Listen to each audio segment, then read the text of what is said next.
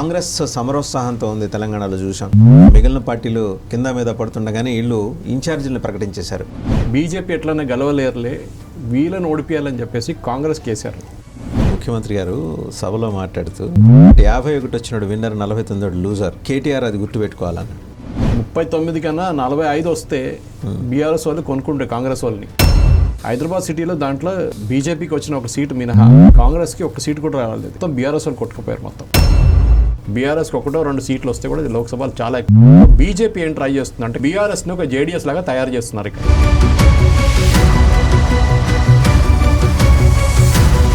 కాంగ్రెస్ అంత అగ్రెసివ్గా బీజేపీ కూడా వెళ్ళే ఛాన్సెస్ ఉన్నాయని మీరు అనుకుంటున్నారా? నమస్తే, welcome to 4 Sides political thought. నేను మీ వాసుదేవన్. పొలిటికల్ థాట్ అనే ఈ కార్యక్రమంలో రోజు 2 తెలుగు రాష్ట్రాలు, దేశంలోనూ అంతర్జాతీయంగానూ చోటు చేసుకుంటున్న డెవలప్మెంట్స్, పొలిటికల్గా కావచ్చు, పొలిటికల్గా దానికి అనుబంధంగా ఉండేవి కావచ్చు, వాటి మీద చర్చిస్తూ వస్తున్నాం. ఈ కార్యక్రమంలో విశ్లేషణకి ఈరోజు మన విశిష్ట అతిథి సురేష్ కొచ్చటిల్ గారు, సీనియర్ జర్నలిస్ట్. నమస్తే సురేష్. నమస్కారం. సురేష్ గారు, కాంగ్రెస్ సమరోత్సాహంతో ఉంది తెలంగాణలో చూసాం. మిగిలిన పార్టీలు తగిలిన దెబ్బలు, గాయాల నుంచి ఇంకా ఆయింట్మెంట్లు పూసుకుంటూ, మెడిసిన్స్ వాడుతూ కింద మీద పడుతుండగానే వీళ్ళు ఇన్ఛార్జీలను ప్రకటించేశారు 17 పార్లమెంట్ సెగ్మెంట్లకి. అందులో మల్లు గారికి 2, రేవంత్ గారికి 2 ఇచ్చేశారు, మిగిలిన అందరికీ ఇచ్చారు. అంటే ఏంటి వీళ్ళ కాన్ఫిడెన్స్ ఏంటి? వీళ్ళ బేసిక్లీ ఇప్పుడు ఏం జరగబోతుందంటే కాంగ్రెస్కి కేరళలో పెద్ద ఒక దెబ్బ తగిలిపోతుంది. లాస్ట్ టైం 20 సీట్లు 19 సీట్లు వాళ్ళకి వచ్చినాయి. అది ఎప్పుడు జరగలేదు కేరళలో ఎప్పుడు ఉంటుందంటే 50-50 ఉంటుంది యూజువలీ. అక్కడ ఉన్న 20 కాన్స్టిట్యున్సీలో ఒకసారి 11 వీళ్ళకి 9 కాంగ్రెస్కి వస్తే 11, అంటే వాళ్ళ ఫ్రంట్ ఉంది యూడిఎఫ్ ఎల్డిఎఫ్ అంటారు. 11 యూడిఎఫ్కి వస్తే 9 ఎల్డిఎఫ్కి వస్తుంది, లేకుంటే మళ్ళీ 11 ఎల్డిఎఫ్కి వస్తే 9 వీళ్ళకి. అట్లా ఫస్ట్ టైం ఈ శబరిమల అజిటేషన్ తర్వాత ఒక కోపంతో బీజేపీ ఎట్లనే గెలవలేరులే, వీళ్ళని ఓడిపియాలని చెప్పేసి కాంగ్రెస్ కేసారు. ఒక్కటే సిపిఎం ఎల్డిఎఫ్ క్యాండిడేట్ గెలిచారు. 19 సీట్లు కాంగ్రెస్ గెలిచారు. ఇవాళ దాకా ఆ రికార్డ్ ఎక్కడ కేరళలో జరగలేదు, ఇండిపెండెన్స్ నుంచి ఇప్పుడు దాకా. అక్కడ ఉన్న ఫస్ట్ మినిస్ట్రీ ఫామ్ చేసింది ఈఎంఎస్ నమోదరిపాడు ఆ టైంలో. అప్పటి నుంచి కమ్యూనిస్ట్ గవర్నమెంట్ నుంచి ఇప్పుడు దాకా వీళ్ళకి మెజారిటీ ఎప్పుడు రాలేదు. 19 నుంచి 2019. ఈసారి జరగదు. ఈసారి 50% సీట్లు అయితే కమ్యూనిస్ట్ వాళ్ళకే పోతుంది. ఈసారి మళ్ళీ అదే ఈక్వేషన్కి వచ్చేస్తుంది. సో 9 సీట్లు తగ్గినప్పుడు ఇప్పుడున్న 55 కన్నా తక్కువ అయిపోతుంది. అవును. సో ఎక్కడి నుంచి మేకప్ చేసుకోవాలంటే అది ఈసారి ఛాన్స్ ఉన్నది తెలంగాణలో ఒకటే, మిగతా ఎక్కడ లేదు. ఎందుకంటే కర్ణాటకలో కూడా మనం చూస్తున్నాం చాలా మటుకు లోక్సభ ఎలక్షన్ అయినా కానీ మోదీ వైపు వెళ్ళిపోతుంది. అటువైపు వెళ్తే మహారాష్ట్ర కూడా అంతే సంగతి ఉంటుంది. రాజస్థాన్, ఛత్తీస్గఢ్, మధ్యప్రదేశ్ 3 స్టేట్స్ ఇప్పుడు ఫ్రెష్గా చూసాం. అది బీజేపీ గెలుచుకున్నారు. అది బీజేపీకి ఫుల్ కాన్ఫిడెన్స్ ఉంటుంది. అట్లాంటి పరిస్థితుల్లో కాంగ్రెస్ వాళ్ళు ఇది ఇక్కడ తెలంగాణలో ఇప్పుడు సోనియా గాంధీని పోటీ చేయబోతున్నాడు, ఆమె రాదు ఇక్కడికి. అది చాలా క్లియర్. అది వీళ్ళు ఒట్టిగా పుకార్ కోసం చెప్తారు కానీ ఇక్కడ వచ్చి ఆమె పోటీ అయితే చేయదు. కానీ మెయిన్గా చూడాలంటే ఇక్కడున్న కాన్స్టిట్యున్సీలో వీళ్ళకి ఉన్న పట్టు ఎక్కడ ఉందనేది. ఆ కాన్స్టిట్యున్సీలో మీరు చూస్తే వాళ్ళు ఒక 9 కాన్స్టిట్యున్సీలో ఈసారి కొంచెం మెజారిటీ వచ్చింది వాళ్ళకి. కొంచెం కాదు, బాగానే వచ్చింది మెజారిటీ. మొత్తం ఈసారి పడిన ఓట్లలో 93 లక్షల ఓట్లు కాంగ్రెస్కి పడ్డది. 82 లక్షల ఓట్లు బీఆర్ఎస్కి పడ్డది. 10 లక్షల డిఫరెన్స్, ఎక్కువ లేదు. 2% మీరు మొత్తం చూస్తే 2% ఓటే డిఫరెన్స్ ఉంది కాంగ్రెస్కి బీఆర్ఎస్కి. కానీ వాళ్ళకి వచ్చే సీట్లు చూడండి, వీళ్ళకి ఎన్ని సీట్లు వచ్చింది చూడండి. 39 చాలా డిఫరెన్స్ వచ్చింది. ఎందుకంటే అది కొన్ని కాన్స్టిట్యున్సీలో మెజారిటీ చాలా ఎక్కువ వచ్చింది. మీరు చెప్పిన దాని మీద మన రేవంత్ రెడ్డి గారు, ముఖ్యమంత్రి గారు సభలో మాట్లాడుతూ 49 51కి 2 తేడా కావచ్చు కాక, బట్ 51 వచ్చినాడు విన్నర్, 49 లూజర్, కేటీఆర్ అది గుర్తుపెట్టుకోవాలన్నాడు. కరెక్ట్. అది ఇన్ఫాక్ట్ 39 కన్నా 45 వస్తే బీఆర్ఎస్ వాళ్ళు కొనుక్కుంటే కాంగ్రెస్ వాళ్ళని చెప్పారు. కోమటిరెడ్డి చెప్పారు కదా ముందు, ఈ రాక్షసుడు మొత్తం అందరిని కొనేస్తాడని చెప్పి కేసీఆర్ గురించి చెప్పారు. మాకు 59 వస్తే కొనేసుకుంటాడని. కానీ జరగలేదు అది. సో ఈసారి వాళ్ళకి మెజారిటీ వచ్చింది, కానీ చాలా థిన్ మెజారిటీ. సో 64 సీట్లు ఉన్నాయి హైదరాబాద్ సిటీలో. దాంట్లో బీజేపీకి వచ్చిన ఒక సీటు మినహా కాంగ్రెస్కి ఒక సీటు కూడా రాలేదు ఇక్కడ. మొత్తం బీఆర్ఎస్ వాళ్ళు కొట్టుకుపోయారు. మొత్తం హైదరాబాద్ జిహెచ్ఎంసీఏ బీఆర్ఎస్ని యాక్చువల్లీ కాపాడుకుంది ఈసారి. సో ఈసారి అక్కడున్న సీట్ల నుంచి మీరు ఓవైసీ పక్కన పెట్టచ్చు, ఓల్డ్ సిటీ, అక్కడి నుంచి కాంగ్రెస్ ఏం చేయలేరు. కానీ ఈసారి ఓవైసీ కూడా నాంపల్లి కానివ్వండి, యాకుత్పురా కానివ్వండి, మలక్పేటలో చాలా మటుకు తక్కువ ఓట్లు వచ్చినాయి వాళ్ళు. నాంపల్లి అయితే జస్ట్ గెలిచారు, నారో మార్జిన్లో గెలిచారు. 40% ఓటింగ్ జరిగింది అక్కడ. యూజువల్లీ ఓల్డ్ సిటీ అనగానే 80% కానీ తక్కువ పడదు ఓట్లు. ఎందుకు జరిగింది అనేది ఒక కోపం ఉండొచ్చు ఓవైసీ మీద. ఇంకోటి ఎంబీటీ వాళ్ళు కూడా కొంచెం స్ట్రెంగ్త్ అని అయ్యారు ఫస్ట్ టైం. ఇప్పుడు 2 కాన్స్టిట్యున్సీలో వాళ్ళకి ఆల్మోస్ట్ సెకండ్ వచ్చారు వాళ్ళు. ఈ పరిస్థితుల్లో ఇన్ఛార్జీలు పెట్టడం అనేది, ముఖ్యమంత్రి ఇన్ఛార్జ్ కావడం ఏంటి అనేది ఒక ప్రశ్న వస్తుంది. అర్థం కాలేదు. మరి ఒక కాన్స్టిట్యున్సీ కూడా కాదు, 2 సెగ్మెంట్లకు ఆయన ఇన్ఛార్జ్ అయ్యారు. అది కరెక్ట్. ఆయన ఇప్పుడు ఇన్ఛార్జ్ ఎందుకు చేశారంటే ఆయన్ని చెవెల్లా, మహబూబ్ నగర్ అంటే 2 సిటీ పక్కన ఉంటుంది కదా, ఎక్కువ తిరగలే. ఎక్కడో ఆదిలాబాద్ కానివ్వండి, ఖమ్మం పెడితే మళ్ళీ ప్రాబ్లం అవుతుంది అని చెప్పేసి పక్కన ఉన్న 2 కాన్స్టిట్యున్సీ, మహబూబ్ నగర్ అని చెప్పొచ్చు మన కొడంగల్ అనగానే, సరే ఆ చుట్టుపక్కల ఉన్న దాని పక్కన చూసుకుంటాడు. చెవెల్లా ఎందుకు అర్థం కావట్లేదు. ఎందుకంటే చెవెల్లాది నేను ఎప్పుడో చెప్పాను, దీనికి ఇప్పుడు కాదు, ఒక అసెంబ్లీ ఎలక్షన్ కన్నా ముందే నేను చాలా మంది టెలివిజన్ డిబేట్లో చెప్పాను. విశ్వేశ్వరరెడ్డి, కొండా విశ్వేశ్వరరెడ్డి గారిని బీజేపీ వాళ్ళు చెవెల్లా ఇన్ఛార్జ్ చేసేమని చెప్పాను అప్పుడు. సరే, ఆయన లాస్ట్ టైం శేర్లింగంపల్లి తీసుకొచ్చారు, ఆయన సెకండ్ పొజిషన్ లాగా తీసుకొచ్చారు బీజేపీ క్యాండిడేట్, ఓకే. కానీ కొండా విశ్వేశ్వరరెడ్డి గారికి ఉన్న పట్టు అక్కడ, ఎందుకంటే వాళ్ళ గ్రాండ్ ఫాదర్ ఆయన పేరు మీద ఉన్న కాన్స్టిట్యున్సీ అది రంగారెడ్డి అని, ఆ పట్టు ఆయనకు ఉంది అక్కడ, లేదని కదా, ఆయన ఎంపీ గారు కూడా ఉన్నారు అక్కడ. సో ఇదే బీజేపీ అనౌన్స్ చేస్తుంటే ఇప్పుడు దాకా ఒక అడ్వాంటేజ్ ఉంటుండే, కానీ చేయలేదు. ఇప్పుడు దాకా బీజేపీ అసలు క్యాండిడేట్ ఎవరని కూడా తెలియట్లేదు. కానీ కొన్ని సీట్లకైతే కొన్ని రూమర్స్ నడుస్తుంది. మల్కాజిగిరిలో మురళీధర గారు పోటీ చేయబోతున్నారని, ఆయనకి మధ్యప్రదేశ్లో గెలిచిన దానికి ఒక రివార్డ్ లాగా, ఒక ప్రైజ్ లాగా ఇస్తున్నారు. అక్కడ ఇంకా వాళ్ళ క్యాండిడేట్ ఎవరు లేరు, అక్కడ ఆ స్థాయికి ఉన్న క్యాండిడేట్ ఎవరు లేరు. అది కాకుండా మిగతా కాన్స్టిట్యున్సీలు ఏం చేయబోతుంది, ఎందుకంటే బీజేపీ చాలా మటుకు నిజామాబాద్, ఆదిలాబాద్, నిజామాబాద్ స్పెషలీ చాలా బాగా పెర్ఫామ్ చేశారు ఈసారి. వాళ్ళకు ఒక సీటు ఉండే, అది ఇప్పుడు మనం ఓట్ల సంగతి మాట్లాడినప్పుడు కాంగ్రెస్కి 93 లక్షల ఓట్లు వస్తాయి, వీళ్ళకి 82 వస్తాయి. బీజేపీకి ఎంత రావాలని మీరు ఒక అంచనా వేసుకోండి, ఎంత వచ్చి ఉంటుంది వాళ్ళకి? ఐ థింక్ 13.97 అది పర్సెంటేజ్. వాళ్ళకి యాక్చువల్ ఓట్ ప్రకారం ఎంత వచ్చి ఉంటుంది? ఓట్ ప్రకారం 32 లక్షలు. బీజేపీకి 32 లక్షల ఓట్లు వచ్చినాయి ఈసారి తెలంగాణలో. చాలా మటుకు కాన్స్టిట్యున్సీలో వాళ్ళకి అసలు పట్టే లేదు, అక్కడ ఏం రాలేదు. 8 సీట్లేమో జనసేనకి ఇచ్చేశారు. అది అంత సిచ్యువేషన్ ఉన్నా కానీ బీజేపీ 32 లక్షలు, అంటే కాంగ్రెస్కి వచ్చిన దానికి 1/3 బీజేపీ తీసుకున్నారు ఓట్లు. సో దాంట్లో చాలా మటుకు పర్ఫార్మెన్స్ మనం చూసాం ఈసారి. గెలిచిన దాంట్లో రాజాసింగ్ గారిని పక్కన పెడితే గెలిచిన వాళ్ళందరూ ఫస్ట్ టైమర్స్, అందరూ మిగిలిన 7 ఫస్ట్ టైమర్స్. అంటే ఫస్ట్ టైమర్స్ అంటే ఒక ఆయన సీనియర్గా ఉన్నారు, కానీ మిగతా అందరూ సెకండ్ చెప్పొచ్చు. అట్లాంటి పరిస్థితుల్లో నిజామాబాద్ లాంటి సీట్లో అరవింద్ గారు పోటీ చేయబోతున్నారు. కవిత వీక్ అయిపోయింది అక్కడ ఇప్పుడు ఈసారి, ఎందుకంటే వాళ్ళ ఫాదర్కి ఉన్న పట్టు ఈసారి ఉండదు, ఆమె పోటీ కూడా చేయదు అక్కడి నుంచి. సో బీజేపీ కదా యాజ్ కూడా ఒక కన్ఫర్మ్ సీట్, అది కేక్ వాక్ అన్నట్టు. Cake walk. ఆదిలాబాద్ అక్కడ ఇక్కడ చెప్పలేము మనం, స్వయం బాపురావు ఉంటాడా పోతాడని డౌట్ ఉండే ముందు ఒకసారి కాంగ్రెస్ ఎంపీగా ఉన్న మనిషి మళ్ళీ కాంగ్రెస్ వైపు వెళ్తాడా అని డౌట్ కూడా ఉండే ఎలక్షన్ ముందే. చేయలేదన్న, పోటీ చేసి గెలుస్తాడా, అది ఒక ట్రైబల్ సీట్, అది ఉండొచ్చు బహుశా. దాని తర్వాత మనం చూడాల్సింది మనకున్నది కరీంనగర్. అక్కడి నుంచి బండి సంజయ్ గారు మళ్ళీ పోటీ చేసి గెలుస్తారా, అది ఇంకొక క్వశ్చన్, అది మనం చూడాల్సింది అన్నమాట. సో ఇట్లాంటి పరిస్థితుల్లో బీజేపీకి సికింద్రాబాద్ సీట్ గెలుస్తారా, అది కూడా ఇప్పుడు చూడాల్సింది మనం. ఎందుకంటే వీళ్ళు మొత్తం ఎఫర్ట్ పెడతారు సికింద్రాబాద్ మీద, కానీ ఇక్కడ బీఆర్ఎస్ వీక్ అయిపోయినప్పుడు సికింద్రాబాద్లో బీజేపీకి ఛాన్స్ ఎక్కువ ఉంటుంది నా అంచనా. ఇంకోటి అండి, ఇప్పుడు భట్టి విక్రమార్క గారికి సికింద్రాబాద్, హైదరాబాద్ ఇచ్చారు. అంటే ఆయనకి ఏమన్నా లిట్మస్ టెస్ట్, నాకు తెలిసి సీఎంకి డిప్యూటీ సీఎంకి ఇద్దరికి లిట్మస్ టెస్ట్ పెట్టినట్టుంది కాంగ్రెస్ హైకమాండ్. కరెక్ట్. అది ఇప్పుడు మన పొంగులేటిని ఖమ్మం పంపించారు, వాళ్ళ కాన్స్టిట్యున్సీ, అది ఆయన నెగ్గుగా వస్తాడు, చూసుకుంటాడు అక్కడ. అది కాకుండా మనం చూస్తే భట్టి విక్రమార్కి సికింద్రాబాద్, హైదరాబాద్ ఏం పట్టుంది, ఆయనకి ఏం లేదు. అది హైదరాబాద్ వైపు ఆయనకి అసలు పట్టు ఉండదు. అది కాకుండా తుమ్మల నాగేశ్వరరావుకి మల్కాజిగిరి ఇచ్చారు. మల్కాజిగిరి అనే కాన్స్టిట్యున్సీలో తెలుగు వాళ్ళు చాలా తక్కువ ఉన్నారు అక్కడ మలయాళీస్ కానివ్వండి, బెంగాలీస్ కానివ్వండి, తమిళియన్స్ కూడా చాలా ఉంది అక్కడ. అట్లాంటి కాన్స్టిట్యున్సీ అది. సో అట్లాంటి కాన్స్టిట్యున్సీలో ఈయన తీసుకెళ్ళి పెట్టడం ఏంటని నాకు అర్థం కాదు, ఎందుకంటే ఆయన ఈ 3 భాషలు మాట్లాడలేరు. అక్కడ ఏం చేస్తారు, ఆర్మీ వాళ్ళ చాలా పెద్ద ఉంది అక్కడ, అది కాకుండా రైల్వే వాళ్ళ చాలా పెద్ద ఒక ఏరియా ఉంది అక్కడ. అట్లాంటి ప్లేస్లో ఒక టైంలో మల్కాజిగిరి అనగానే దీంట్లో ముందు కూడా నేను చెప్పాను కొన్ని డిబేట్లో, మల్కాజిగిరి అసెంబ్లీ సెగ్మెంట్ లోక్సభ చెప్పట్లేదు, మల్కాజిగిరి లోక్సభ సెగ్మెంట్ కంట్రీలో అన్నిటికంటే పెద్దది ఉండే ఒక టైంలో. 18 లక్షల ఓటర్లు, 18 lakh ఓటర్స్. అంటే ఉప్పల్ నుంచి వెళ్ళి మీ కుక్కట్పల్లి అవతల కూడా హైటెక్ సిటీ దాకా మల్కాజిగిరి కాన్స్టిట్యున్సీ ఉండే. మళ్ళీ తర్వాత మెడ్చల్ మల్కాజిగిరి వచ్చినప్పుడు కొంచెం డివైడ్ అయిపోయింది. కానీ మల్కాజిగిరి అసెంబ్లీ సెగ్మెంట్ కూడా పీజీఆర్ గారు ఎమ్మెల్యేగా ఉన్నారు అప్పుడు. అది జూబ్లీ హిల్స్ నుంచి అల్వాల్ దాకా ఉండే. ఆలోచించి అల్వాల్ ఎక్కడుంది, జూబ్లీ హిల్స్ ఎక్కడుంది, ఖైరతాబాద్ ఎక్కడుంది, అక్కడి నుంచి అల్వాల్ దాకా మల్కాజిగిరి ఖైరతాబాద్ కాన్స్టిట్యున్సీ కింద వస్తుంది. ఇప్పుడు అన్నీ అక్కడిక్కడ కొంచెం 92లో కొంచెం డీలిమిటేషన్ జరిగిన కాన్స్టిట్యున్సీని అడ్జస్ట్ అయిపోయింది. కానీ మల్కాజిగిరి రేవంత్ రెడ్డి గెలిచిన సీట్, అది మీరు ఆలోచించండి ఒకసారి.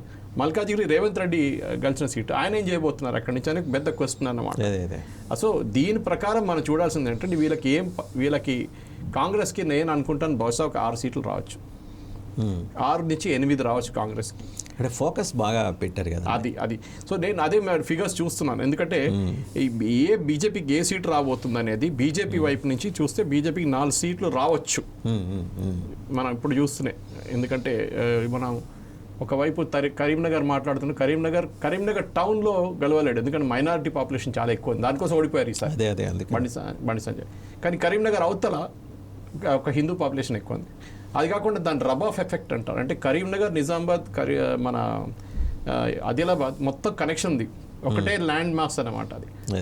ఓకే, ఈ 3 కనెక్షన్తో ఏమవుతుందంటే నిర్మల్లో జరిగిన గొడవ కానివ్వండి, భైంసాలో జరిగిన గొడవ కానీ దాని ఎఫెక్ట్ ఎప్పుడు కరీంనగర్ మీద ఉంటుంది. సో దాన్ని ఒక ఎక్స్ప్లాయిట్ చేసుకోవచ్చు బీజేపీ. కానీ కొత్త సీట్లు ఎక్కడి నుంచి తీసుకొస్తారు అది చాలా ఇంపార్టెంట్ బీజేపీకి. కొత్త సీట్లు ఎక్కడి నుంచి రాబోతుంది ఈసారి, ఎందుకంటే మనం చూస్తున్న వాటి ఇటువైపు మన మెదక్ వైపు చూస్తే కూడా అక్కడి నుంచి ఒకసారి ఇందిరాగాంధీ గారు పోటీ చేశారు, మీకు గుర్తు శివన్ ఫ్రమ్ దేర్ ఆ టైంలో. సో ఈ సోనియా గాంధీ ఇస్తారని చెప్పి ఒకసారి ఎమోషనల్గా కావాలంటే అక్కడ పెట్టచ్చు, కానీ she's not contesting even from Uttar Pradesh కూడా. ఆమె చేయట్లేదు, ఆమె హెల్త్ బాగాలేదని చెప్పేసి. రాహుల్ గాంధీని తీసుకొస్తారంటే అది కూడా గ్యారంటీ లేదు కదా, గెలుస్తాడా లేదని. వాయనాడు అంటే ఆయనకి గ్యారంటీ ఉంది, 90% ముస్లిమ్స్ ఉన్నా గెలుస్తాడు అక్కడ. సో ఆ పరిస్థితిలో బీజేపీకి ఒక 6 సీట్లు వస్తే కూడా ఎక్కువ ఇక్కడ. కానీ బీజేపీ ఇప్పుడే దాన్ని ప్రాసెస్ మొదలు పెట్టాలి, తర్వాత చూసుకుందాంలే. ఇది చేసినట్ల లాస్ట్ మినిట్ చేసినట్టు చేస్తే కనుక మల్కాజిగిరిలో చేసినట్టు రామచంద్రరావు గారికి 24 గంటల ముందు బీఫామ్ ఇస్తే ఎట్లా నడుస్తుంది? ఆయనకి ఏంటో ఎప్పుడు అలాగే ఇస్తారు, ఎప్పుడు అది రికార్డ్ సెకండ్ టైం. ఆయన నాకు చెప్పారు కదా, వన్ డే ఇన్ అడ్వాన్స్. ఆయనకి 24 గంటల ముందు క్లోజ్ అయిన నామినేషన్ ముందు ఆయనకి బీఫామ్ ఇస్తాడు. ఆయన పాపం చేయి కూడా ఊపిలేడు అది కాన్స్టిట్యున్సీలో, అంత టైం కూడా ఉండదు ఆయనకి. అటు చేశారు సెకండ్, నా క్లాస్మేట్ ఆయన. సో ఆయన నాతో మాట్లాడాడు, నామినేషన్ వచ్చింది చూసి మాట్లాడాడు. సురేష్ నేను వద్దంటే కూడా నాకు వీళ్ళు నామినేషన్ ఇచ్చారు, ఇంకవరకైనా ఇవ్వచ్చు కదా, నాకు వద్దు, నాకు అసలు ఇంట్రెస్ట్ లేదని చెప్పేస్తే కూడా ఆయన ఫైనాన్షియల్ కూడా అంత స్ట్రాంగ్ లేడు ఆయన మంచిగా. ఎందుకంటే ఇద్దరు ఆయనతో పోటీ పడుతున్న 2 కరోడ్పతిలు, 100 కోట్లు 200 కోట్లు ఉన్న మనుషులు. ఎవరు? ఒకటి మర్రి రాజశేఖర రెడ్డి, ఇంకోటి మన మైనంపల్లి హనుమంతరావు కొడుకు మెదక్ నుంచి పోటీ చేసిండు, ఈయన మల్కాజిగిరి నుంచి పోటీ చేసిండు. సో అట్లాంటి పరిస్థితుల్లో బీజేపీ ఈ మల్కాజిగిరి కాన్స్టిట్యున్సీ ఎగ్జాంపుల్ ఎందుకు ఇచ్చారంటే లెంగ్త్ అండ్ బ్రెడ్త్, అది ఉప్పల్ వైపు నుంచి మీకు కుక్కట్పల్లి దాకా పోవాల్సి వస్తుంది. మీరు ఇప్పుడు మొదలు పెడితే కూడా మీరు 3 నెలలు కవర్ చేయలేరు కాన్స్టిట్యున్సీ. అట్లాంటి పరిస్థితుల్లో మీరు ఇప్పుడు క్యాండిడేట్ అనౌన్స్ చేసి రేవంత్ రెడ్డి గారు ఢిల్లీకి వెళ్ళారు, ఇవాళ ఆయన మీటింగ్ పెడుతున్నారు, అక్కడ ఈ లిస్ట్ డిసైడ్ చేస్తున్నారు, క్యాబినెట్ ఎక్స్పాన్షన్ మాట్లాడుకుంటున్నారు. క్యాబినెట్ ఎక్స్పాన్షన్ ఎక్కువ చేయలేరు, ఇంకుంటే 5-6 పొజిషన్స్ ఇంకా ఉన్నాయి యాజ్ పర్ రూల్, దానికన్నా ఎక్కువ తీసుకోవడానికి వీల్లేదు. సో ఈ క్యాండిడేట్ డిక్లేర్ చేయడం. అదే టైంలో బీఆర్ఎస్ పరిస్థితి ఏంటి, ఎలా ఉంది సార్? అంటే బీఆర్ఎస్ ఏమైనా కోలుకుందా? బీఆర్ఎస్ సంగతి ఏమైపోయిందంటే పవర్ ఉన్నప్పుడు ఫెవికాల్ లాగా ఉంటుంది, మీరు అందరూ మీ చుట్టూ ఉంటారు. పవర్ నుంచి మీరు బయటకు పోయిన తర్వాత ఒక కుక్క కూడా తిరిగి చూడదు మిమ్మల్ని. అది జరిగింది కేసీఆర్తో, కేటీఆర్తో. లేకుంటే ఒక్కొక్క ఎమ్మెల్యే ఇంటి బయట, కేసీఆర్ ఇంటి బయట, కేటీఆర్ తిరగగానే మొత్తం 100 మంది తిరుగుతుంటారు. ఆ పవర్ బయట నుంచి పోని ఇవాళ బీఆర్ఎస్ పవర్ పక్క నుంచి వచ్చాను నేను, ఒక కారు కూడా లేదు అక్కడ. అది పరిస్థితి. అది అంతే. ఇప్పుడు కాంగ్రెస్ వాళ్ళు ఉన్న గాంధీ భవన్ ఫుల్ ఉంటుంది, కార్లు తిరుగుతుంటారు, అది ఇదని. అదే రేవంత్ రెడ్డి రేపు ముఖ్యమంత్రి కాకపోతే రేవంత్ రెడ్డి ఇంటి పక్కన ఒక్కడు కనిపించాడు. అది చాలా క్లియర్. అది పవర్ ఉంటే ఆ పవర్ ఉంటుంది, లేకుంటే ఎవడు పట్టించుకోడు మిమ్మల్ని. బీఆర్ఎస్ ఎక్కడైనా కంటెస్ట్ చేస్తే గెలుస్తామన్న నమ్మకం ఉన్న సెగ్మెంట్లు ఏమైనా ఉన్నాయా? లేదు, ఈ 17లో లేదు. ఎందుకంటే వాళ్ళకి కారు 16 ఎందుకంటే సిద్దిపేట, కరీంనగర్ వాళ్ళ సిరిసిల్ల ఆ ఏరియా కొంచెం ఇన్ఫ్లుయెన్స్ ఉండే. కానీ ఈసారి అది కూడా డౌట్ఫుల్ ఉంది. ఇప్పుడు గజ్వేల్ అనగానే గజ్వేల్ లోక్సభ కాన్స్టిట్యున్సీ అయితే కాదు కదా. కరీంనగర్ ఓడిపోయారు, సారీ మన కామారెడ్డి ఓడిపోయాడు. కామారెడ్డి ఓడిపోతున్నప్పుడు ఒక ముఖ్యమంత్రి, ఒక రాబోయే ముఖ్యమంత్రి ఇద్దరు ఓడిపించారు బీజేపీ వాడు. అట్లాంటి పరిస్థితుల్లో ఏం చేయబోతున్నారు ఈయన, అది చాలా ఇంపార్టెంట్. సో ఆ లోక్సభ వచ్చేదాకా ఇక్కడున్న 19 కాన్స్టిట్యున్సీలో చాలా ఇంపార్టెంట్. ఇక్కడ కాంగ్రెస్కి 6 నుంచి 8 వస్తే, వాళ్ళే 10 అంటున్నారు, 16 ఏం చేస్తున్నారు 19లో, కానీ వాళ్ళే అంటున్నారు 10 నుంచి 12 మాకు వస్తుందని ఒఫీషియల్గా చెప్తున్నారు వాళ్ళు. ఆ 10లో డిస్కౌంట్ చేసి మనం 8 తీసుకుంటే కూడా మిగతా 11 ఎవరికి వెళ్తుంది? బీజేపీ 5-6 తీసుకుంటే మిగతా ఎవరికి వస్తుంది? మళ్ళీ బీజేపీ పెద్ద స్టేట్మెంట్లు ఇవ్వకూడదు, మేము మొత్తం కలిసిస్తాం, అన్ని కలిసిస్తామని చెప్పేసి లోక్సభ అసెంబ్లీ ఎలక్షన్ కన్నా ముందు చూసాం మనం స్టేట్మెంట్లు. అది కాకుండా వాళ్ళు ఇప్పుడే పొత్తు పెట్టలేదని క్లియర్గా చెప్పేశారు. నో టైఅప్ విత్ జనసేన అని కిషన్ రెడ్డి గారు చెప్పేశారు. సో కుక్కట్పల్లి లాంటి కాన్స్టిట్యున్సీ తీసుకుందాం, అక్కడున్న పరిస్థితి ప్రకారం ఎవరు గెలుస్తారు అక్కడి నుంచి అని అనంగా చూడంగానే మన లోక్సభ మల్కాజిగిరి కింద వస్తుంది. అది కాకుండా సికింద్రాబాద్ ఆయన ఓన్ సీటు, ఈసారి అక్కడ ఉన్న అన్ని అసెంబ్లీ సెగ్మెంట్లు ఓడిపోయారు బీజేపీ. అవును, మళ్ళీ గెలుస్తారా? అది ఇంకో ప్రశ్న. అది ఒకసారి లోక్సభకు వచ్చినప్పుడు ఏమవుతుందో ఒకవైపు మోదీ ఇంకోవైపు ఎవడని చూస్తారు అంతే. అసలు మనం చూసాం మధ్యప్రదేశ్ లాస్ట్ టైం రాజస్థాన్ ఓడిపోయిన బీజేపీ లోక్సభకు వచ్చినప్పుడు మొత్తం స్వీప్ చేసేసింది. మధ్యప్రదేశ్లో ఒక సీట్ ఒకటే వచ్చింది కాంగ్రెస్కి, అంతే. మిగతా మొత్తం వాళ్ళు కొట్టుకుపోయారు అన్ని. అది కూడా కమల్నాథ్ కొడుక్కి వచ్చింది. సో అట్లాంటి పరిస్థితుల్లో లోక్సభకి ప్రెసిడెన్షియల్ ఫార్మ్ ఆఫ్ ఎలక్షన్ అయిపోయింది మన దగ్గర. మోదీ వర్సెస్ సంబడి అనే వర్సెస్ అని రాహుల్ గాంధీని పెట్టగానే మోదీ గెలిచేస్తున్నాడు. దానికోసం రాహుల్ గాంధీని కావాలని పెట్టట్లేదు వాళ్ళ ముందు. ఇండియా అలయన్స్ అని పెడుతున్నారు కానీ రాహుల్ గాంధీని రాహుల్ గాంధీ ముందు పెట్టగానే మోదీ గారు మొత్తం కొట్టుకెళ్ళిపోతారు. దాని తర్వాత చూడాల్సిందే ఓల్డ్ సిటీ ఆఫ్ హైదరాబాద్. ఇప్పుడు మనం చూస్తున్నాం చాలా మటుకు ఇది బీఆర్ఎస్ వాళ్ళు ఉన్నదాకా జిగ్రీ దోస్తు కారు స్టియరింగ్ అంతా నా దగ్గర ఉందన్న ఓవేసి ఇప్పుడు స్టియరింగ్ లేదు, కారు లేదు కూడా ఆయన దగ్గర. చూసాం మనం రేవంత్ రెడ్డి కావాలని చెప్పి అక్బరుద్దీన్ని ప్రోటమ్ స్పీకర్గా పెట్టాడు. ఎందుకు? వాళ్ళ వైపుని గుంజుకోవడానికి. ఓవైసీస్ చాలా క్లియర్ అండి. ఎంఐఎం కూడా వాళ్ళు ఎవరు పవర్లు ఉంటారో వాళ్ళతో ఉంటారు అంతే. కాంగ్రెస్ ఉన్నప్పుడు కాంగ్రెస్తో జిహెచ్ఎంసీ పరిపాలించారు వాళ్ళు, వాళ్ళకి ఏ ప్రాబ్లం లేదు. నిజామాబాద్కి వెళ్ళి ఇప్పుడు బీఆర్ఎస్తో ఉన్న టైప్ చూడండి, ఇంకా నెక్స్ట్ మంత్కి వెళ్ళి ఆ టైప్ కూడా పడిపోతుంది. అక్కడ ఒకటే ప్రాబ్లం ఏంటంటే నెక్స్ట్ ఉన్న బీజేపీ వాళ్ళు, వీళ్ళు దిగితే బీజేపీ వాళ్ళు ఎక్కుతారని వాళ్ళకి భయం ఉంది నిజామాబాద్ మున్సిపల్ కార్పొరేషన్లో. అది దానికోసం చేయరు, ఇప్పుడు ఏం చేయరు వాళ్ళు. కానీ ఓల్డ్ సిటీలో ఉన్న పరిస్థితి కూడా ఓవైసీ చాలా విషమంగా అయిపోయింది. ఇప్పుడు ఓవైసీ ఏమో ఆల్ ఇండియా డ్రీమ్స్ పెట్టుకున్నాడు, కానీ ఇప్పుడు ఉన్న సీటు చేతిలో ఉంటుందా లేదా అని ఆయనకు భయం ఉంది. ఇది కాకుండా ఔరంగాబాద్ సీట్ ఒకటి గెలిచారు వాళ్ళు, వారిస్ పఠాన్ అక్కడి నుంచి. ఆ సీటు కూడా ఈసారి డౌట్ఫుల్. అక్కడ ముస్లిం మెజారిటీ ఉన్న అది కాన్స్టిట్యున్సీ అది. కానీ మహారాష్ట్రలో ఒక ముద్ర పడిపోయింది ఏదన్నా బీజేపీకి బీ టీమ్ అని. బీ టీమ్ అని నేను ఓవైసీ గారిని ప్రశ్నించాను. ఒక కాన్క్లేవ్ ఉండే 2 వారాల ముందు, ఎలక్షన్ కన్నా ముందు. నేను అడిగాను 2 కాన్స్టిట్యున్సీల గురించి అడిగాను. నేను మీరు గోషామహల్లా మీరు మీ క్యాండిడేట్ ఎందుకు పెట్టలేదని అడిగాను.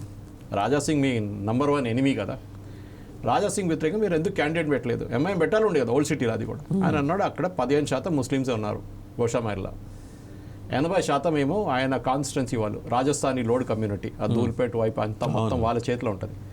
నేను క్యాండిడేట్ పెడితే రాజాసింగ్ నెక్స్ట్ వీక్ జెండా పెట్టుకొని దిగుతాడు, ఓవైసీ వచ్చిండు చూడని, కానీ వాళ్ళందరూ వచ్చి వేసి ఓటేసేస్తారు, రాజాసింగ్ రికార్డ్ మెజారిటీతో గెలుస్తాడు.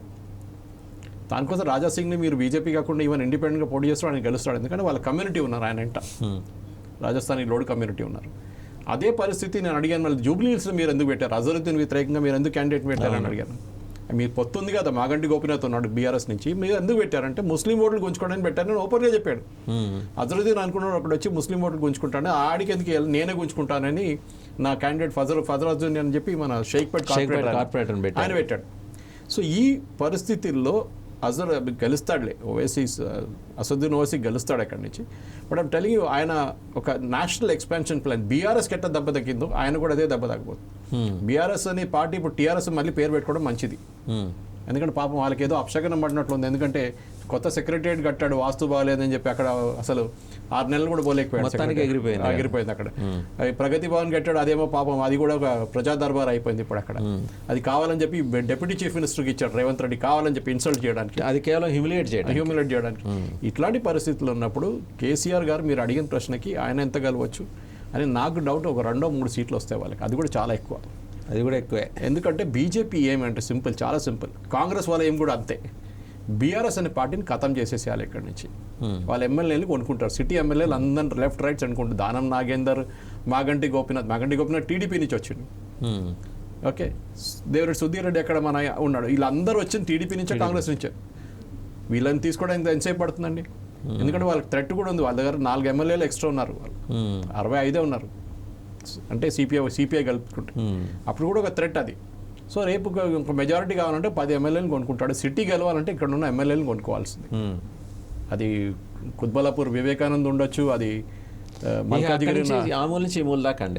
ఎందుకంటే మల్లారెడ్డి కాల్ మీద కేసు ఉన్నది, కేసు వేసేస్తున్నాడు మల్లారెడ్డి. కుత్బుల్లాపూర్ నుంచి మీకు ఎల్బీ నగర్ దాకా మొత్తం కుత్బుల్లాపూర్, కుకట్పల్లి అన్ని కొన్ని సెటిలర్స్ అని చెప్పొచ్చు మన అక్కడ.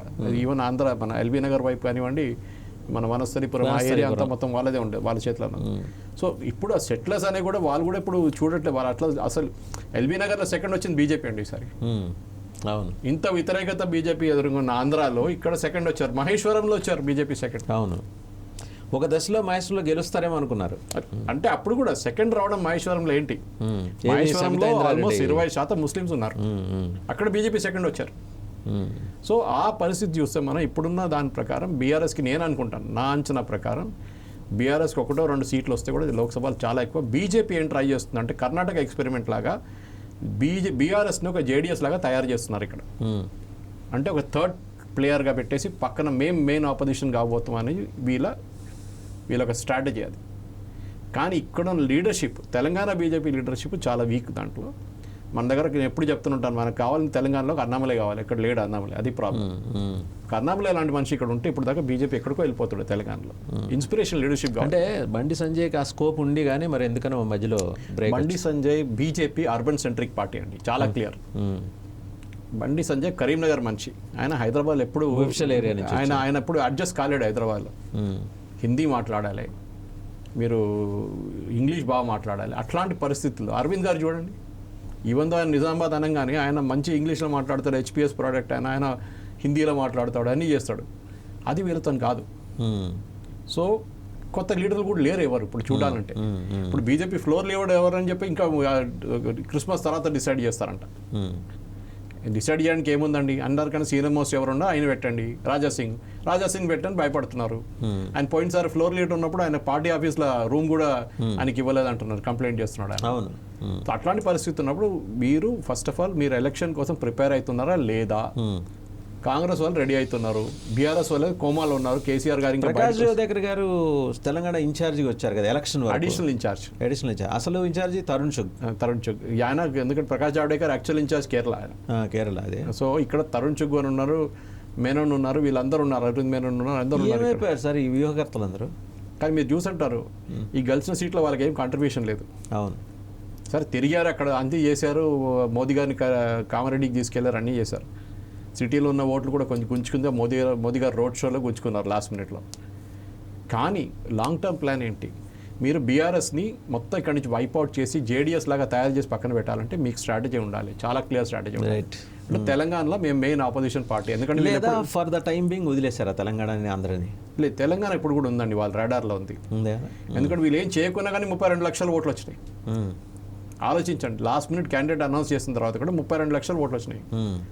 కాటిపల్లి అంతా పనిచేశారు 5 సంవత్సరాలు అక్కడ కష్టపడి, రాకేష్ రెడ్డి వీళ్ళందరూ పనిచేశారు, వీళ్ళు చేయలేదని కాదు. బీజేపీ క్యాండిడేట్స్ అందరూ 7 బయట కలిసిన వాళ్ళు, ఇక్కడ రాజాసింగ్ వీళ్ళు పనిచేశారు వాళ్ళ కాన్స్టిట్యున్సీ. ఏదో రాత్రికి వచ్చి వీళ్ళు గెలవలేదు. సో ఆ మెసేజ్ చాలా ఇంపార్టెంట్ దాంట్లో. బీజేపీ సీరియస్గా ఉందా ఎంపీ సీట్ల విషయంలో? ఉంది, ఎందుకంటే వాళ్ళకి చాయిస్ లేదు, వాళ్ళు సాచ్యురేట్ అయిపోయారు మిగతా ప్లేస్లో. ఇంకా ఎక్కువ ఎంత గెలవచ్చు, అంత మాక్సిమం అయిపోయింది. ఇంకా 300 ఇప్పుడు ఉన్న 303 కన్నా ముందుకెళ్ళాలంటే కొత్త సీట్లకు వెళ్ళవలసిందే వాళ్ళు. నేను ఈ మధ్య సార్ అంటే ఒక week ago I was in Chennai కాన్సులేట్లో ఒక ఇది ఇంటర్వ్యూ కోసమని కజిన్ డాటర్ని తీసుకుని వెళ్ళినప్పుడు I spoke to the driver, cab driver. Annamalai influence ఎంత బలంగా ఉందంటే అతను చెప్తున్నాడు అతని భార్య డిఎంకేకి ఓటు చేస్తుందట, వాడు 6,000 ఇస్తారు అందుకని. నేను చెప్తున్నా, కన్విన్స్ చేస్తున్నా, హీఈస్ సెమీ ఎడ్యుకేటెడ్, అంటే పర్లేదు అంటే ఇంగ్లీష్లో మాట్లాడుతున్నాడు. అన్నామలై 10 పార్లమెంట్ స్థానాలు ఇన్ఫ్లుయెన్స్ చేస్తాడు, 8 కొడతాడని చెప్తాడు, బలంగా చెప్తున్నాడు. అంత గెలవలేరు కానీ Annamalai is creating a road map for 20 years. అక్కడున్న ద్రవిడియన్ పాలిటిక్స్లో ఇప్పుడు దాకా కాంగ్రెస్ కానివ్వండి, బీజేపీ కానివ్వండి, వీళ్ళెప్పుడు వీళ్ళ పళ్ళు పట్టుకొని తిరిగేటోళ్ళు వీళ్ళు. ఒకసారి బీజేపీ డిఎంకేతో టైప్ ఉండే అఫీషియల్గా, వాళ్ళ గవర్నమెంట్లో ఉన్నారు వాళ్ళు. ఏఐడిఎంకి వచ్చి ఏఐడిఎంకే తను వెళ్ళారు. ఇదంతా మనం చూస్తున్నాం. అంటే ఏఐడిఎంకే కానీ డిఎంకే కానీ ఏం ఎన్షూర్ చేశారంటే అక్కడ ఒక నేషనల్ పార్టీ పైకి రాకూడదని చూసుకున్నారు వాళ్ళు. కాంగ్రెస్ ఉండొచ్చు, బీజేపీ ఉండొచ్చు, కానీ బీజేపీ ఫస్ట్ టైం ఏం చేస్తున్నారంటే కాంగ్రెస్ ఇప్పుడు కూడా ట్రై చేయట్లేదు. ఇప్పుడు కూడా వాళ్ళు డిఎంకే కుక్కకి ఏదో బిస్కెట్ వేస్తున్నట్టు 2 సీట్లు ఇచ్చేస్తే వాళ్ళు దాని మీద ఆడుకుంటారు అంతే. కానీ BJP and on our own దానికోసం ఏఐడిఎంకే టైప్ బ్రేక్ చేసినప్పుడు కూడా చాలామంది అన్నారు అన్నామలై చేసిన తప్పు అది ఇది, కానీ పార్టీ లీడర్షిప్ అన్నామలైని బ్యాక్ చేసింది. ఈవెన్ ఆయన స్టేట్ పార్టీ ప్రెసిడెంట్గా అపాయింట్ చేసినాడు. అక్కడ 2-3 సింహాలు, పెద్ద సింహాలు కూర్చున్నారు అక్కడ, చూసుంటారు. దానిలో 2 తీసిన ఒకరిని యూనియన్ మినిస్టర్ చేసేసారు, మన తమిళిసై సౌందర్యని తీసుకొచ్చి గవర్నర్ చేసేసారు. ఆయన గ్రౌండ్ క్లియర్ చేసి పెడేశారు. మనకి ఇక్కడ ఇంద్రసేనారెడ్డి గారిని. సో ఇది పరిస్థితి. కానీ ఇంద్రసేన్ రెడ్డి అంత పెద్ద ప్లేయర్ అని చెప్పలేము మనం ఇక్కడ. ఇక్కడ కావాల్సిందంటే ఒక ఇన్స్పిరేషన్ లీడర్. పెద్ద ప్లేయర్ ధర్మపురి అరవింద్ కంట్లో నలుసులాగా ఉన్నప్పుడు పక్కన పెట్టేస్తారు కదా. అది ధర్మపురి అరవింద్ ఉండొచ్చు, అది మిగతా ఎవరైనా కొత్త లీడర్లు ఉండొచ్చు. కానీ బీజేపీకి ఇప్పుడున్న ట్రైడ్ అండ్ ట్రస్టెడ్ లీడర్స్ని పక్కన పెట్టి, ఎందుకంటే చాలా క్లియర్ అండి, విరాట్ కోహ్లీ 8 మ్యాచ్లు ఓడిపోతే తీసి పక్కన పడేస్తారు క్యాప్టెన్సీ. సేమ్ థింగ్ కాంగ్రెస్కి అడ్వాంటేజ్ అంటే రాహుల్ గాంధీ ఎన్నిసార్లు ఓడిపోయినా కానీ ఆయన ఆ క్యాప్టెనే పెట్టుకుంటాడు. వాళ్ళకి చాయిస్ లేదు వాళ్ళకి, కానీ బీజేపీకి చాయిస్ ఉంది. సో బీజేపీ తరఫు నుంచి చేయాల్సింది ఇది మెయిన్గా ఏంటంటే అక్కడ దే షుడ్ ఎన్ష్యూర్ దట్ ఒక కొత్త లీడర్షిప్ని తీసుకొచ్చి బీజేపీ కార్డర్స్ని మోటివేట్ చేయడం చాలా ఇంపార్టెంట్. బట్ కాంగ్రెస్ అంత అగ్రెసివ్గా బీజేపీ కూడా వెళ్ళే ఛాన్సెస్ ఉన్నాయని మీరు అనుకుంటున్నారా? ఇక్కడ కాంగ్రెస్ చాలా క్లియర్, వాళ్ళకి యువర్ ఎనిమీస్ మై ఫ్రెండ్ అని చెప్పగానే ఇంగ్లీష్లో చెప్తారు. అదే పరిస్థితి ఇక్కడ. బీఆర్ఎస్ని వాళ్ళు సైడ్ లైన్ చేయడానికి బీజేపీని ఎంకరేజ్ చేస్తారు కాంగ్రెస్ కావాలని చెప్పి. కాంగ్రెస్ బీజేపీ పైకి వస్తే బీఆర్ఎస్ జీరోగా అయిపోతారు. ఎందుకంటే రేవంత్ రెడ్డి కోపం కాంగ్రెస్ మీద ఎక్కువ ఉంది, సారీ బీఆర్ఎస్ మీద ఎక్కువ ఉంది, బీజేపీ మీద కాదు. ఆయన జైలు పంపించి ఆయన్ని హరాస్ చేసిన దానిపై ఆయన ఎప్పుడు మర్చిపోరు. అది ఎండ్ ఆఫ్ ద డే వీళ్ళు కూడా ఏమన్నారు బీఆర్ఎస్ వాళ్ళు ఆయన పోటీ చేస్తున్నప్పుడు, ఈయన ఆర్ఎస్ఎస్ మంచి ఏబీవీపీ నుంచి వచ్చిండని. అది రేవంత్ రెడ్డి ఎప్పుడు డినై చేయలేదు. మీరు ఆలోచించారు, ఏ ఎలక్షన్ మీటింగ్లో కూడా రేవంత్ రెడ్డి చెప్పలేదు జాగృతి వీక్లీ. అదే అంటున్నా, ఆయన ఏబీవీపీ నుంచి వచ్చిండు, ఆర్ఎస్ఎస్ నుంచి వచ్చిండు, అది అందరికి తెలుసు. మల్కాజ్గిరి లోక్సభ ఎలక్షన్ ఎట్లా గెలిచిండో అందరికి తెలుసు. ఆయన పాపం పరేషాన్ అయిపోయాడు, ఎట్లా గెలిచినా నేనని చెప్పేసి. అక్కడ మేధావులు ఆడుకుంటున్నప్పుడు ఈయన ఎక్కడి నుంచి వచ్చి ఎలక్షన్ గెలిచాడు, ఎందుకంటే అక్కడ గెలిపించిన వాళ్ళు అంతా ఏబీవీపీ వాళ్ళు ఆయన్ని. సో అట్లాంటి పరిస్థితుల్లో ఇప్పుడున్న పొజిషన్ చూస్తే రేవంత్ రెడ్డి స్ట్రాటజీ ఏముంటుందంటే కాంగ్రెస్ బీజేపీని కొంచెం ఎంకరేజ్ చేస్తే కానీ బీఆర్ఎస్ పైకి రాకూడదు, వాళ్ళని ఒకటే టర్మ్లో ఫినిష్ చేసేసేయాలని ట్రై చేస్తున్నాను. Right sir, thank you Suresh garu, thank you very much. So Suresh Kocharla గారి విశ్లేషణ చూశారు. అంటే పార్లమెంట్ ఎన్నికలకి కాంగ్రెస్ ఎంత ముందుగా సమాయత్తమవుతోంది, అలాగే బీఆర్ఎస్ సోదులు లేకుండా ఎలా వెళ్ళిపోయింది, బీజేపీ ఇంకా ఆ డోలాయమాన స్థితిలో ఉంది. అంటే ఎలా ఏ ప్లాన్తో ముందుకెళ్ళాలని ఇంకా వాళ్ళు ఆలోచించే లోపల, అంటే బీజేపీ వాళ్ళు చెప్పులు తొడుక్కునే లోపల కాంగ్రెస్ వాళ్ళు ఈ 17 పార్లమెంట్ సెగ్మెంట్లు చుట్టొచ్చెట్టులో ఉన్నారు. ఆ పరిస్థితిని బీజేపీ గమనించి అసెంబ్లీ ఎన్నికల సందర్భంగా జరిగిన తప్పిదాలని పొరపాట్లని ఈసారి పునరావృతం కాకుండా చేయగలిగితే బీజేపీకి కూడా కనీసం ఒక 7-8 సీట్లు తెచ్చుకునే అవకాశాలు స్పష్టంగా కనిపిస్తున్నాయి. బీఆర్ఎస్ని బహుశా తెలంగాణ ప్రజలు 1 లేదా 2 సీట్లకు కన్ఫైన్ చేయవచ్చని అంటున్నారు. బట్ కాంగ్రెస్ ఆడే డేంజరస్ గేమ్కి బీజేపీ ఎంత ప్రిపేర్డ్గా ఉందనేది మాత్రం తెలంగాణ ప్రజానీకం ఆసక్తిగా గమనిస్తుంది. Thank you very much sir. నమస్కారం.